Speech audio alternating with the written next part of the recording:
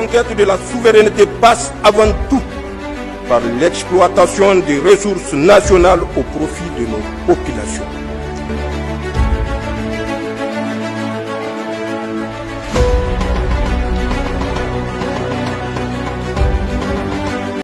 L'exercice militaire Zapad 2025 marque un tournant majeur dans l'histoire des grandes manœuvres internationales.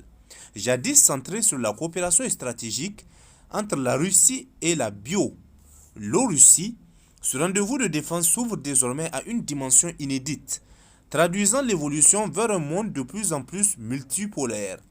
Au cœur de cette édition, la Russie et la Biélorussie demeurent des piliers principaux avec un déploiement massif de leurs forces armées. Mais la nouveauté réside dans la participation active de plusieurs pays venus d'Asie, d'Afrique, d'Amérique latine et même d'Europe.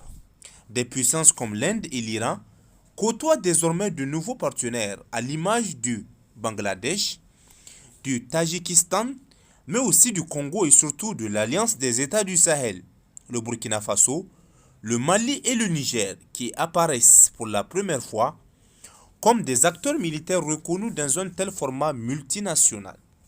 À leur côté, une constellation de nations s'est jointe comme observateurs ou invités spéciaux. La Chine, le Pakistan, le Kazakhstan, l'Ouzbékistan, le Mongolie, mais aussi des pays d'Asie du Sud-Est comme la Thaïlande, le Myanmar et le Cambodge. S'ajoutent également des partenaires d'Amérique latine, Cuba et le Nicaragua, sans oublier la Serbie, la Corée du Nord et même les Émirats arabes unis. Cette diversité illustre clairement la volonté de bâtir une plateforme multipolaire de sécurité et de coopération militaire où des États aux réalités différentes trouvent un terrain commun face aux nouveaux défis internationaux. En se tenant hors du cadre traditionnel de l'OTAN, Zapad 2025 devient ainsi l'un des exercices les plus vastes et les plus représentatifs de la recomposition géopolitique actuelle.